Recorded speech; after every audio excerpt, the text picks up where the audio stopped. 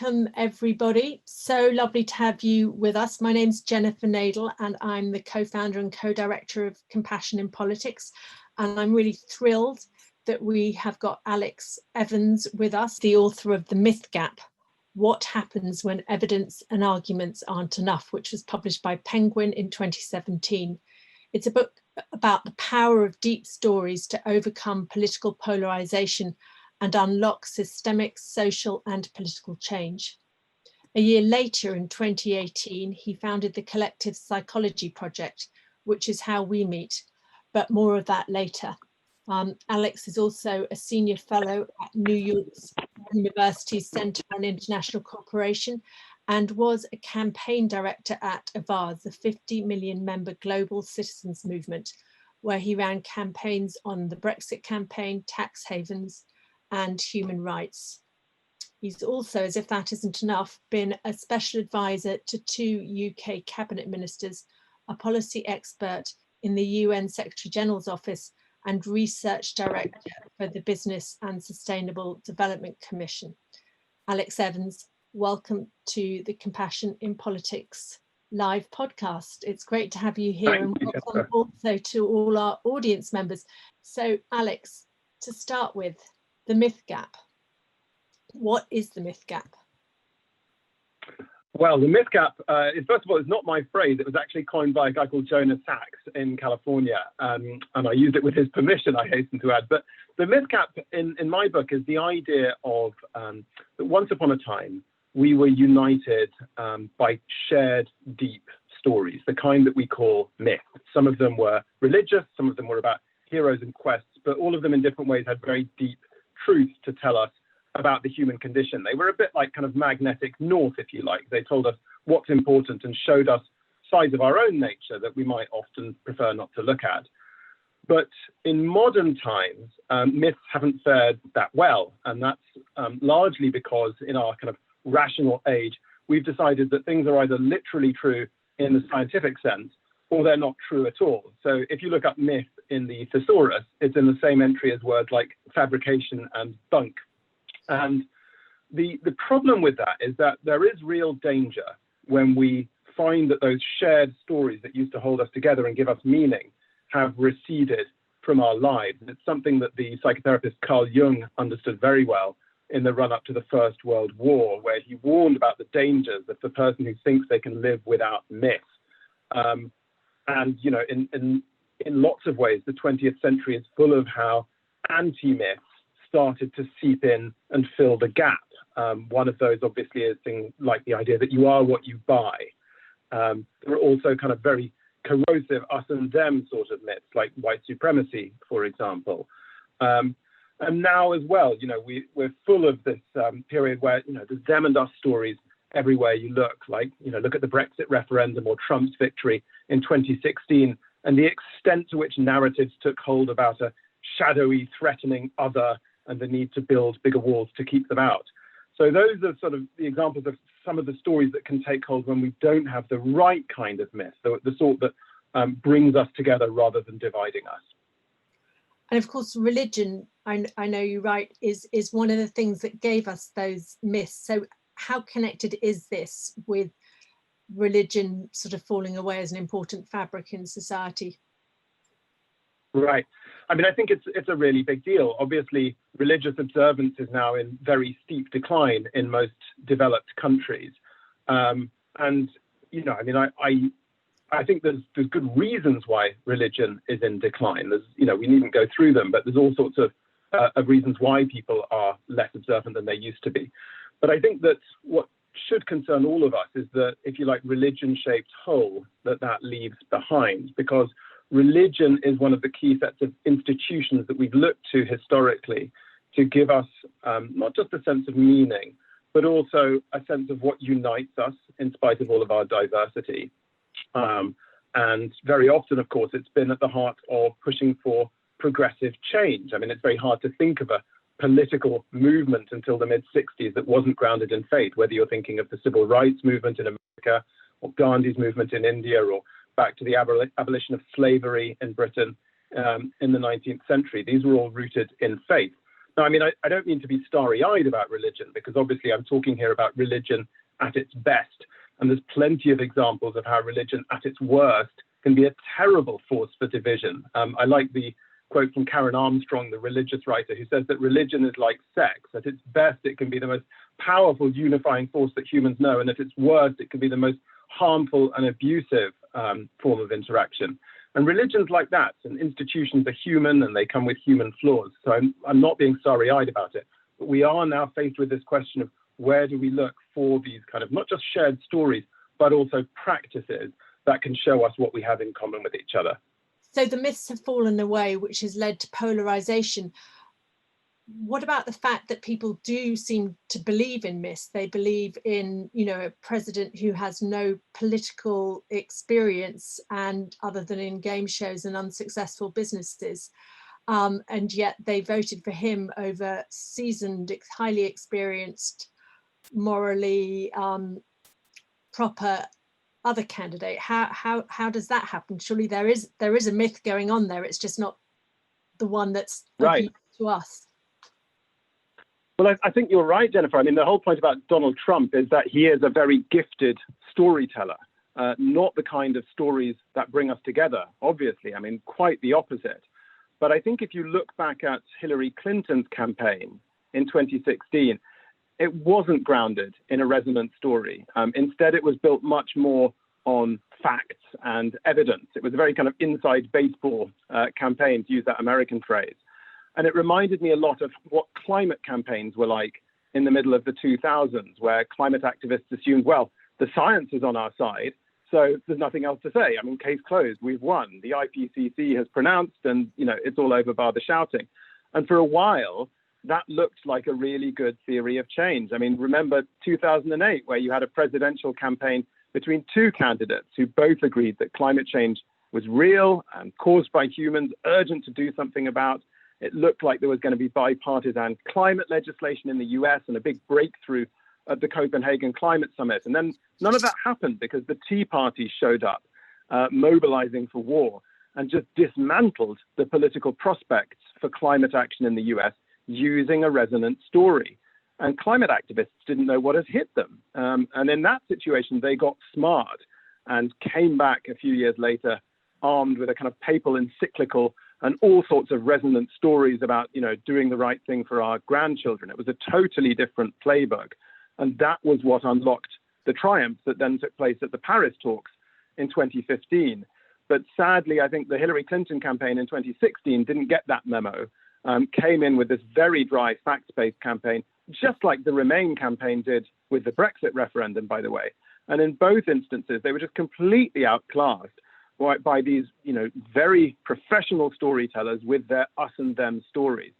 So one of the, you know, questions that left me with is, well, what would it look like if the Remain campaign or Hillary Clinton's campaign or just progressive activists generally got good at storytelling the way that their political opponents are, not using them and us narratives, but rather using larger us narratives that emphasize the things we have in common, the shared challenges we face, and the need for a common sense of purpose as we face up to them. And of course, that was one of the things that excited me so much when we met, because that's what Compassion in Politics is working to do, to try and bring everyone together under the shared narrative of compassion, which, you know, is innate to every single human being, is evidenced by 2-year-olds, and yet somehow has been edged out of our political framework. And yet it's all there, and you can just see with school meals the response of our communities in the absence of political leadership, and similarly during COVID, the way our communities pull together. So there is right. a lot of evidence, isn't there, of that larger us? Yes, indeed. Yeah. I mean, I think, you know, again, it's something that's innate. I think in one way, the whole story arc of human history is the story of how we've seen ourselves as part of a larger and larger us. I mean, if you go back to 12,000 years ago, when all of us were hunter-gatherers, the size of the us with which we identified would have been just our extended family, or at the very most, a kind of band of perhaps 100 people. But if you fast forward to, say, 2,000 years ago, during the Bronze Age, us has expanded to, you know, the size of chiefdoms or city-states, and you might have had a sense of us that included some thousands of people. And, you fast forward to 500 years ago, you've got the rise of nation states and so forth. And on it's gone with us, identifying with a larger and larger us. And of course, with smaller us's too, we still identify with our families or our towns. But we're nevertheless part of these larger collectives that have stories, rituals, practices that give that sense of identity. And what's, of course, so fascinating about now is that we're right on the cusp of seeing ourselves as part of a global us. But at that moment, we've got this eruption of them and us thinking, that we call political polarization, and that's happening in so many countries. And in many ways, that eruption is the antithesis of the greater us. It's saying we want Britain to be Britain, not part of Europe, not part of, a global movement. We have Trump not wanting to take part in all sorts of bilateral initiatives. So there's a real power struggle going on, isn't there, between local, national, global? How do we achieve the level of cohesion in that big scale that we managed to achieve on a small scale? Well, I think that, when I started doing the collective psychology project, one of the ideas I had was that larger us is good and them and us is bad. And I've come to realize it's actually a lot more subtle than that, because sometimes political polarization is really important. Sometimes what it does is shine a light on issues or injustices that have gone overlooked and ignored for much too long. But I think the question is, when that them and us dynamic erupts, the big question is what happens next? If it's a prelude to society gathering again as a larger us with a shared sense of resolve to do something about those issues, then that's great. Then the them and us dynamic has served its purpose.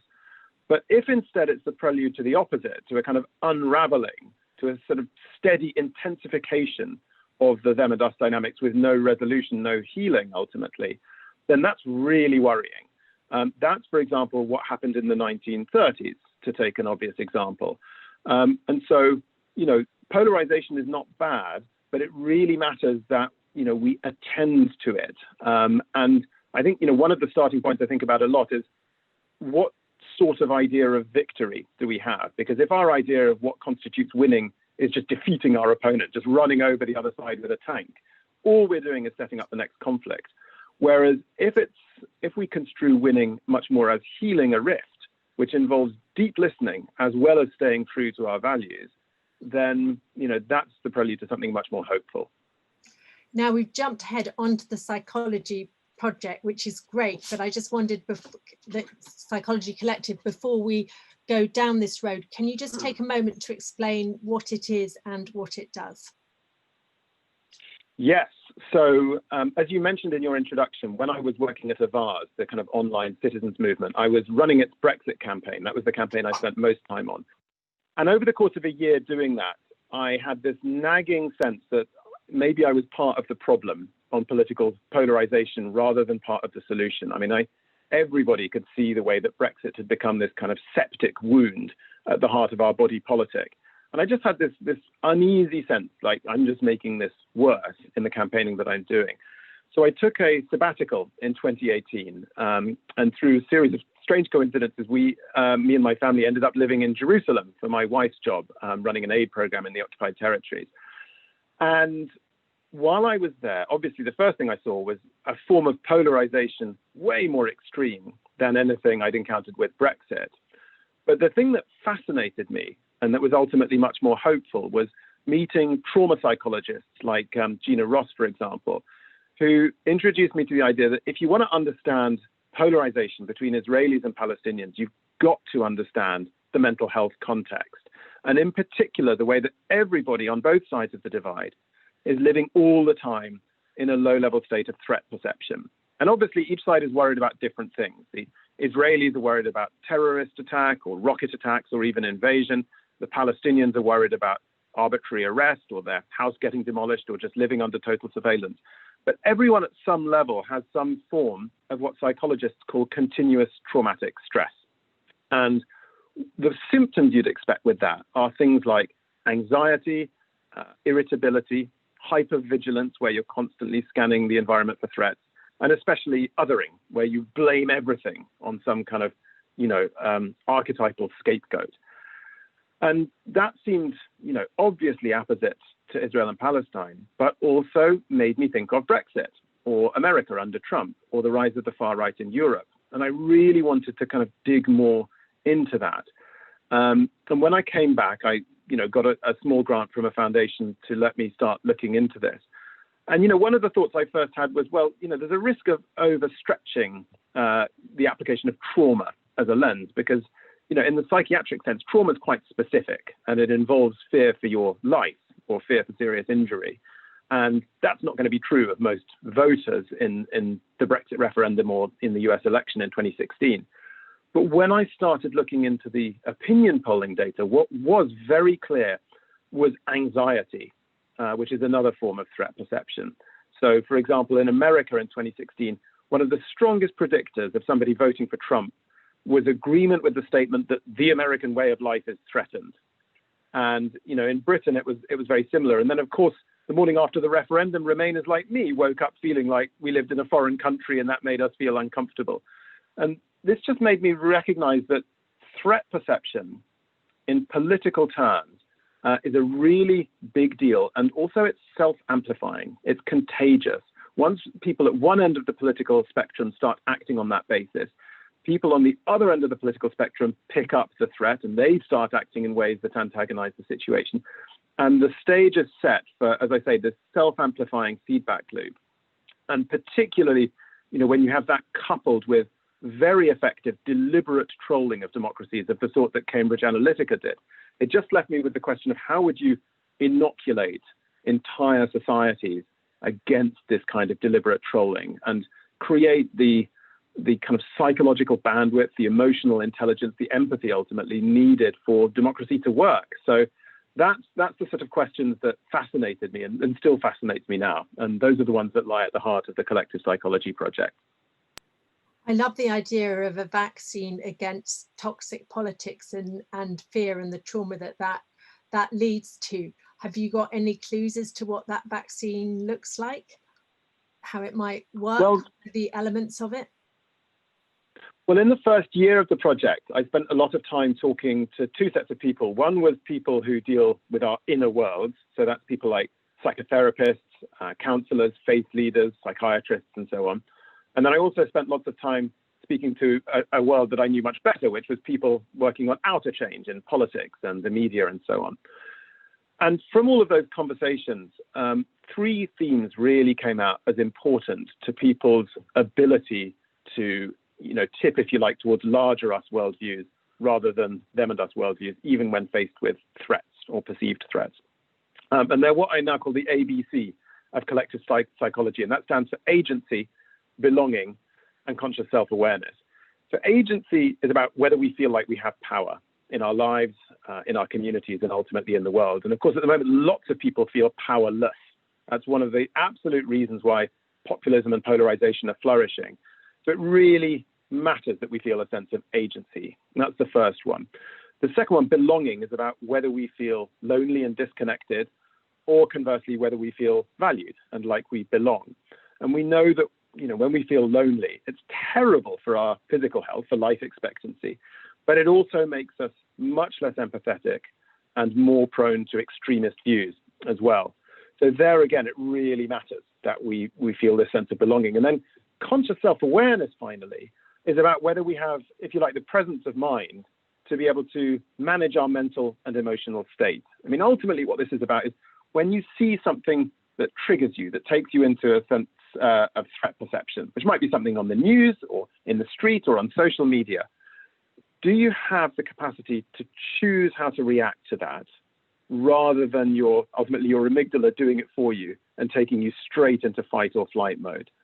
And there's lots and lots of ways to train yourself so that you can choose how to react. I mean, you can use philosophy, you can use mindfulness. There's a galaxy of different skills. This is a very teachable thing. But it's not something that we invest in our society in any systematic way. We don't teach this in schools, for example.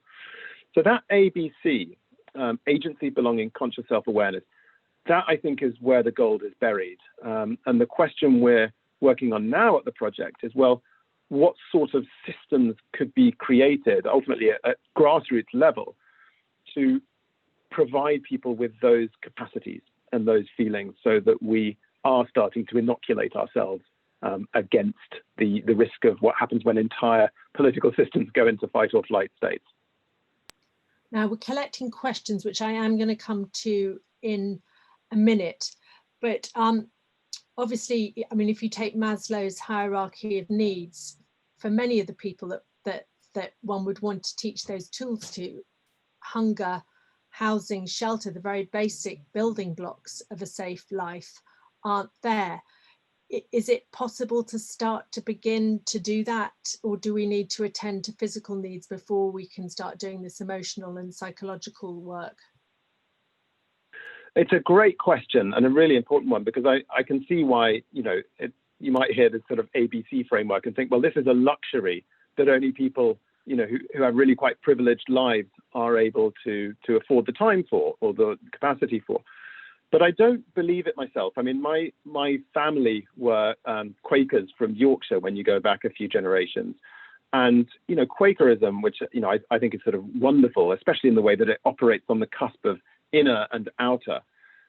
When you look at the kind of early Quakers, this wasn't something that grew in sort of, really well-heeled metropolitan communities. I mean, on the contrary, it spread in areas like the one where I live here in Yorkshire, among people who were often not well off, and saw no contradiction between managing their inner state and then also kind of changing the world in progressive ways. And they did it, because this was going to help them with their situations. And, similarly, if you look at the Highlander Center in America, that amazing school that trained so many of the great activists in the civil rights movement, the people who went to the Highlander Center in Tennessee were not well off, often, very much to the contrary. But they recognized that in order to change the world, the state of the world, you also have to work on your state of mind. It affects your ability to do, really transformational campaigning that changes the world. And there's some, great examples much more recently, which we can maybe come to later on. But no, I don't think this is a sort of elite thing at all. I think that this is a universal human need for kind of, for a sense of agency, for a sense that we belong, for the ability to kind of cope with what life throws at us and get up and keep going. So I think that, all of us need these skills, not just, kind of well-off people in big cities.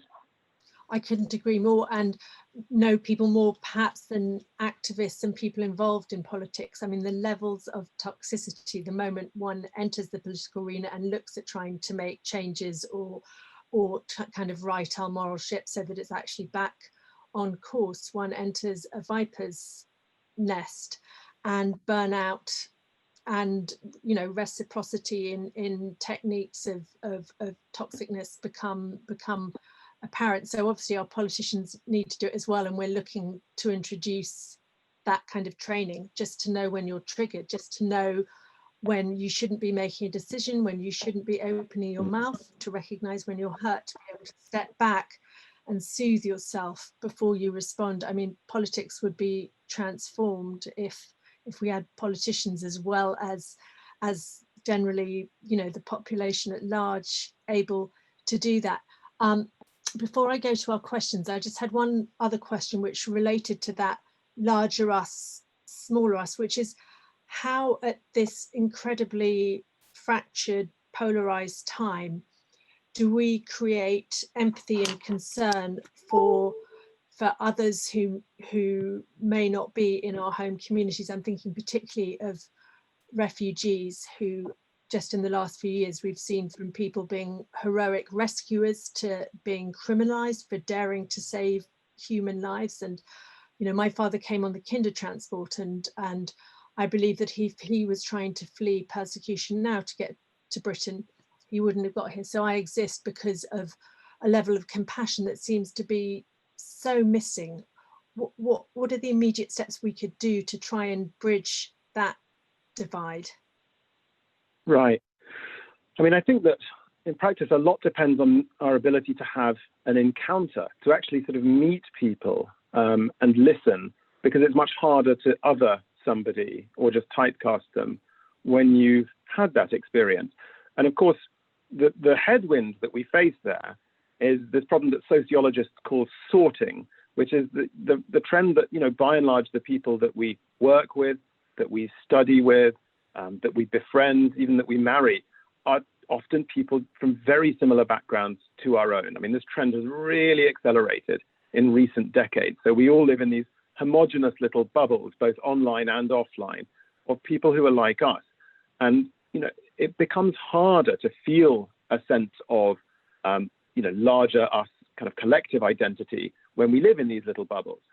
And so creating mechanisms to make sure that we meet people who are different from us becomes a really big deal.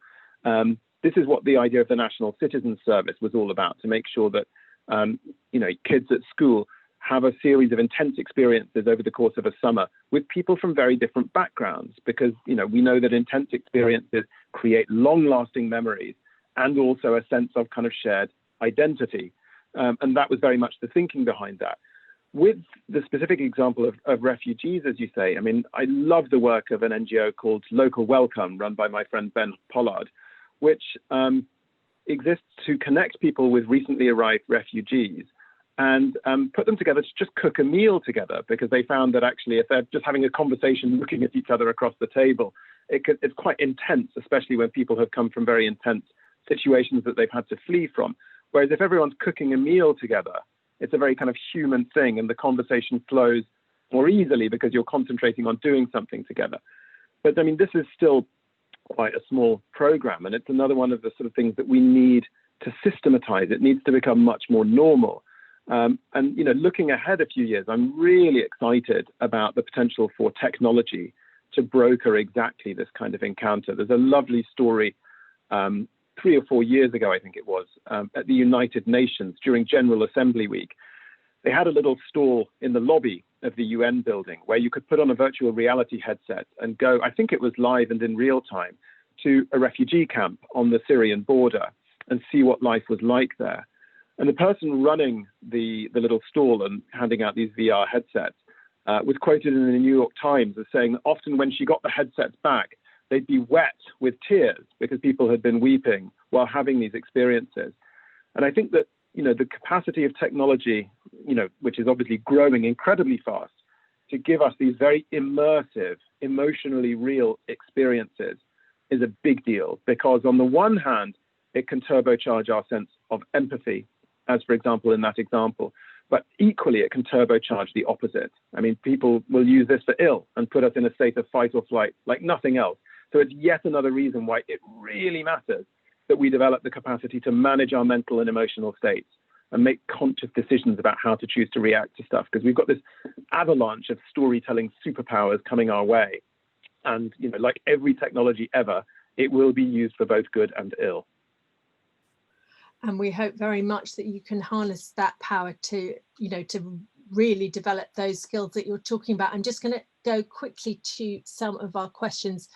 The first is from Jeff Meenan, who is in Sweden, and he's talking about religion being in decline, whereas in Sweden it's been replaced by civic values. Why has that not happened here, and how can we get those civic values to replace the ones that religion gave us in its very imperfect way? Wow, that's a great question. I mean, so I wish I knew more about the example of Sweden and some of the other Nordic states. There's a book called The Nordic Secret by Thomas Bjorkman, which is about exactly this. And he looks in particular at a kind of civic education movement that grew in the late 19th century, and that he credits with being part of the kind of reason why the Nordic countries constantly top the, gross national happiness and well-being ratings for the world. As to why it hasn't happened here, I mean, it's a really good question. I think that in the so-called Anglo-Saxon economies, clearly we've gone down a very individualistic path for the last few decades.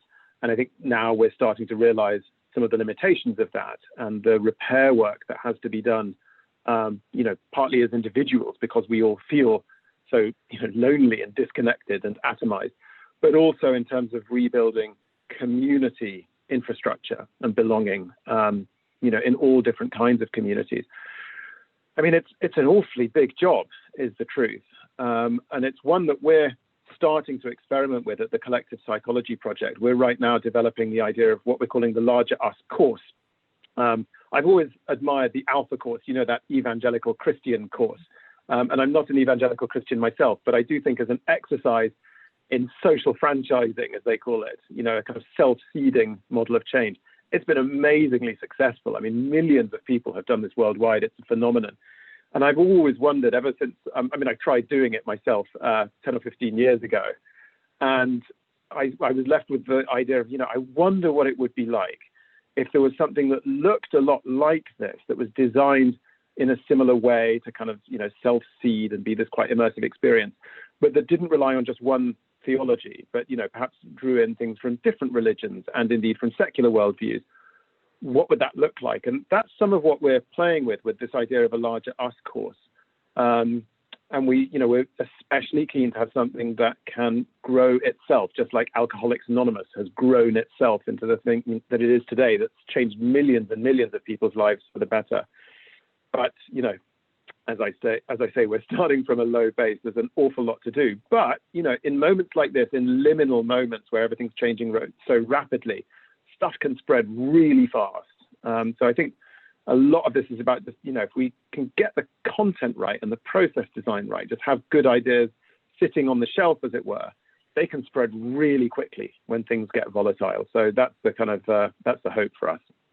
You're so right. And the other hope that Alcoholics Anonymous provides is that it was begun by two people, two drunks, talking to each other.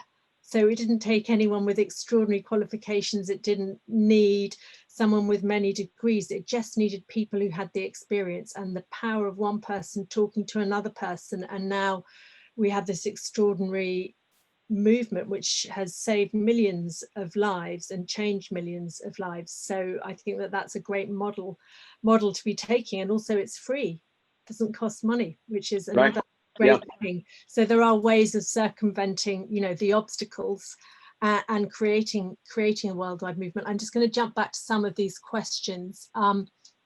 Shona Cameron says she's curious about the seductive power of them and us stories. Is it simply an attempt to fill the void, or is there something more that kind of pulls us into them? I mean, I think, you know, to go back to what I said earlier about the way that the whole of human history, in a way, is the story of identifying with larger and larger versions of us. It's, you know, fair to say that the presence of a threatening them has been a tremendous catalyst to that process at lots and lots of points. I mean, nothing catalyzes cooperation and a sense of common identity like being faced with a shared threat, especially when that threat is of invasion or death. And, you know, this has been a driver of human cooperation all the way through history. The paradox of the situation we're in now, of course, is that, you know, here we are furiously playing them and us with each other, whether that's political polarization or racism or chauvinistic sorts of nationalism or even kind of intensifying major power competition now that we don't have a sole superpower anymore. You know, the real challenges that face us are shared ones.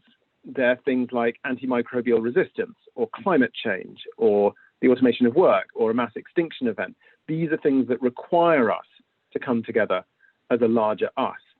And, you know, to the extent that there's a them there, I mean, we are that them. That's the really deep paradox. I mean, it's no longer some other that threatens to invade us. It's our own shadow, to use that psychological term. These are problems that, you know, we are creating, that most of us you know, I mean, of course, the responsibility is unequally shared. You look at something like climate change. I mean, clearly people in the developed world have far more responsibility than people in Ethiopia, where I used to live. But nevertheless, you know, all of us are entangled in different ways in creating these problems. And that requires a larger us mindset to solve. And also psychologically, it requires us to own our own shadows. And I think that in a way is what's so interesting about this moment that we're in the last few months with Black Lives Matter, because it does kind of enjoin us to do some of that individual difficult work of exploring, you know, sides of our nature that we tend to want to look away from. I mean, the way that unconscious bias has become a word, or a phrase that we all now recognize. I mean, that's really interesting. It's a very subtle psychological idea that's just suddenly gone mainstream. And I think that's interesting and gives us something useful to use for the future. Now we've got a question here from Jamie Bristow, who runs the Mindfulness initiative. He's asking, and which has brought, as you know, mindfulness into the Houses of Parliament. So has really had some really made some fantastic inroads to changing psychology of politicians. Jamie's asking, how do the cultivation of agency, belonging and awareness interrelate? And do you think that forms of practice or education can hit all three? That's great. Thank you for that question. I'm a huge fan of the Mindfulness Initiative. I mean, I think that one of the things that always strikes me with A, B, and C is that you can see lots of examples of organizations or sort of networks that help people to develop one of them in particular, and quite a lot of examples of organizations that do one or two. But it's quite unusual, I think, to find organizations that do all three. And I really feel that conscious self-awareness, the third one, is sort of the X factor, because agency and belonging on their own are not necessarily benign. So if you look at how people are radicalized to join the English Defence League, for example, or to join ISIS, if you join an extremist organization, you will find plenty of a sense of agency, and you will definitely find belonging in a particularly malign way. I mean, belonging can be very firmly rooted in a them and us dynamic. But what you will never find in those sorts of organizations is conscious self-awareness, is help to develop your own sense and capacity for conscious self-awareness. Because on the contrary, extremist organizations rely on keeping people in a state of fight or flight. I mean, that's ground zero. Whereas when we have conscious self-awareness, we can reach for a different kind of threat response, which is the one that psychologists call tend and befriend. It's the one we often see in the aftermath of major disasters, where, the popular idea is that you have a kind of a hurricane or a huge disaster, and what we see is a breakdown of law and order, there's looting, and you have to declare martial law. And that's just not what happens after disasters, except in, a few special cases where there are particular reasons. By and large, what we see is tremendous solidarity, heroism even. And what we're seeing is that tend and befriend response. What happens when you tend to yourself and your immediate family group, and then you befriend others to start building social networks to help you to do that. And the thing is that it's a much more useful sort of threat response when it's a shared threat. I mean, fight or flight is great if someone's attacking you. You're just concerned with survival. You're getting ready to kind of either, really fight for your life or flee for your life. But you're only concerned with yourself in a fight or flight response. It doesn't make you empathetic. It makes you the opposite. Whereas tend and befriend is innately an empathetic response. So, this is what conscious self-awareness unlocks, when we have that kind of presence of mind to react to stuff that triggers us with that sort of response. So that's why, I think Jamie's question is exactly right. It's really important that we do all three of A, B, and C together. And I think the one other facet of this that's interesting is the way that, one of the ideas right at the heart of the Collective Psychology Project is that our states of mind and the state of the world are intimately related through all sorts of feedback loops. And until, I mentioned that until the mid-60s, religions were often at the heart of pushing for kind of progressive social change. And of course, they were doing both inner and outer. But then something interesting happens towards the end of the 60s. The two detach from each other. And so you get the rise of, what we could maybe call the modern self-help movement, with, emphasis on therapy, yoga, psychedelics, self-help, mindfulness. I mean, really rich bounty of kind of learning and innovation that's made people's lives much better, but not always anchored in a sense of kind of the world is on fire and we need to do something about it. It's about saving yourself sometimes more than saving your world. And then at the same time, we have activism setting off in a different direction, kind of furious about all sorts of injustices, whether those are environmental or gender related or to do with corruption in politics or inequality or whatever it may be, but not rooted in inner practice. And so, as you said earlier, Jennifer, activists are often so prone to burnout and to chronically othering their political opponents. And what I think fascinating about this moment is it looks like those two rivers, which flowed apart in the late 60s, may now, 50 years later, finally be ready to come back together. And there's really interesting signs of that, of forms of activism and forms of personal practice that are really rooted in that marriage between state of world and state of mind. And that gives me, as much hope as anything I can see around that's happening at this point. Absolutely. And we know that they're inextricably linked. And the idea that you can have self-help whilst ignoring the state of the world or the suffering of others is, as you say, beginning to be busted at last. Now we've got someone from Jerusalem who has asked a question. This person has asked, first of all, huge compliment and about your work, Alex. How do we engage the big social media platforms in this movement when the current algorithms seem only to increase polarization? Yes, right, fantastic question. It's a little for you. Because well, I mean, it's absolutely true, of course, that, when you look at Facebook or Twitter's algorithms, they are, exactly designed to do whatever it takes to monetize our attention most effectively and keep us on the site. And very often that will be by shoving at us the content that will scare or outrage us. It's, very much fight or flight. And it's not just the social media companies, of course. I mean, when you look at lots of mainstream media, every time I open the Guardian's website, they will be leading on something that's going to scare or outrage me because that will, make me a better reader of their website. It's even true of lots of progressive NGOs who will often lead with kind of campaigns that are all about some, villain that we have to take on and fight, or with very kind of traumatizing and upsetting imagery of human suffering, because they know that that's a very effective way of firing up supporters, adding to fundraising income, generating media hits and so forth. So, the social media companies are certainly the biggest offenders now, but they're not alone in this. And, it's a really big question of how do we take that on? I mean, I think, there is a lot to be done in terms of reforming the governance of social media companies. And the case that was announced in the US just, I think it was last week, against Google is, I hope, the beginning of getting serious about this. And I'm a huge fan of the work of the Center for Humane Technology in the United States, who are doing kind of amazing work on this. And there's others as well, people like Reset.tech and so on. So we need to do that kind of campaigning stuff, but that will probably take time. And I think, there's also a question for us here, for us as individuals, which is about how we can be forces for good on social media. I mean, obviously that starts with harm minimization, the sort of stuff that the Center for Countering Digital Hate is so good at, telling us, think about stuff before you retweet it. Think, is this real or is this fake news? Am I being constructive, or am I just joining a kind of Twitter pile-on to shame somebody, and thereby engendering even more fight or flight dynamics? So it starts with the responsible behavior that avoids adding to the flames.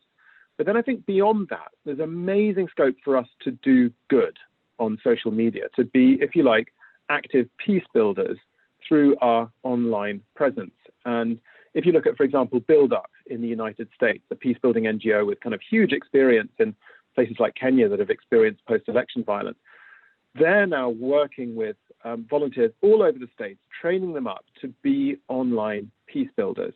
And all of us, I think, have seen people like this on social media who show tremendous kind of patience and dignity in dealing with, horrific trolling. I mean, like Chelsea Clinton, I think, is always sort of, an example of someone who's got a lot of presence of mind. And it can be really transformational when we resist the urge to kind of flame people and call them out, but actually sort of treat them with respect, whilst absolutely standing firm for our values, but just sort of, doing some listening with it. That can have a powerful effect on winning people over. And, this is probably the single thing I feel most passionate about, now in particular, a week away from the American election, that, I see myself as a progressive activist, but we have got to get smart about how we do it and aim to win people over rather than just defeat them. Because, if our theory of change is just that we've just got to fire up our base and defeat their base, the results of that are all around us. And we're not heading towards breakthrough outcomes on the issues that are going to define this century. We're doing the opposite. So we need to win people over, and there's great examples of how to do that. I mean, one of the ones I always find, especially inspiring is how the equal marriage movement in America used this technique called deep canvassing to have doorstep conversations with some of their most ardent opponents and treat them with respect, start by listening with some empathy, and then, start to create a kind of shared emotional field within which it's possible to win them over. And that stuff works. I mean, the shift in values on equal marriage in the United States is one of the fastest shifts of values anywhere in modern times. And part of that is rooted in this, extraordinary form of campaigning that really tips conventional political wisdom about how to fight an election on its head. And one of the other things we want to do with this Larger Us course that we're developing at the Collective Psychology Project is train people in that form of campaigning, whether they're going to use it for community activism or being part of a movement like Extinction Rebellion or whatever it may be. But the capacity to avoid othering our opponents and instead empathize with them, and then, engage in a real conversation, that hopefully wins them over, that is a much more hopeful and I think ultimately effective form of campaigning than just this war of attrition that we're too often locked in at the moment. As we find ourselves talking about the other side of the Atlantic, you mentioned earlier about how Hillary Clinton failed to tell the right stories. How do you think Biden is doing, or the Biden campaign? I mean, I think that, I don't want to sort of be too starry-eyed because, of course, lots of Biden campaign adverts, and especially those, done by political action committees on the Biden campaign's behalf, are, full on them and us attack ads. So let's not be starry-eyed. But I think that when you look at some of Joe Biden's key speeches during the campaign, there is a lot of emphasis on bipartisanship and on what we have in common and what unites us. And, we will see how that fares. I think that there's also lots that, could have been done and probably wasn't. I don't know that, for example, the Biden grassroots game has been built on deep canvassing and on, that set of techniques that I just talked about the equal marriage campaign using. Whereas, Obama's 2008 campaign arguably was built more on that kind of chassis. And there's amazing examples of that in electoral context. One of my favorites is the so-called Radical Love campaign in Turkey last year, which is when, the election for Istanbul's mayor took place in March and was narrowly won by the secular CHP party. But then President Erdogan used his influence over the courts to have the result annulled. And the CHP supporters were furious. They were ready to go riot and set fire to things in the street. But their leader said, no, we're not going to play that game. That's exactly the trap that Erdogan is setting for us. So here's what we're going to do. We're going to ignore Erdogan and love the people that love him. And what they did was, they went out of their way to show respect to the AKP's support base. Their leader, the CHP leader, was visiting mosques and so forth, not something the CHP had historically done very much of. But also, they did huge training of their activists in, what I would call conscious self-awareness, the ability to have conversations in the street, and even if someone's shouting at you, not to trigger and start shouting back, because at that point you've lost that interaction. And it took a long time to train activists to do this, but they won by a landslide when the rerun election took place in June. So this stuff can work, and I only wish there'd been more of that in the Biden campaign. But nevertheless, lots of what Joe Biden says himself is pretty hopeful. We've actually got an audience member, Alvin O'May, say that she was in Istanbul at that time and that it was an absolutely extraordinary moment. And presumably that has application to how we feel about the other side in the Brexit divide.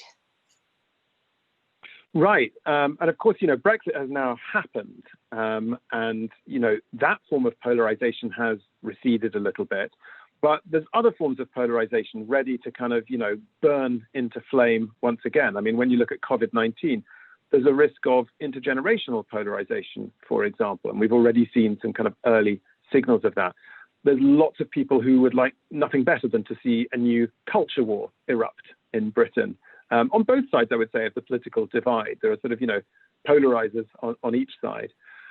So, we're not out of the woods at this point. But I think that the report that More in Common just put out over the last couple of days is hopeful on this, because one of the messages it has about Britain in particular is that on the issues, at least, we're a lot less polarized than we sometimes think. There's actually a pretty big consensus out there. The risk is that we slide into what political scientists call affective polarization. I mean, you could call it emotional polarization, which is that when we go into them and us thinking, and we just dislike the people at the other end of the political spectrum, even though we may actually not disagree with them on the issues. We just organize ourselves into tribes. It's that threat perception dynamic again. That's the thing we need to avoid. That's what's happened with this extraordinary, appalling sight of Conservative MPs voting en masse against feeding hungry children. I mean, I don't know how much polarization. I mean, I think they've got themselves into an incredible mess.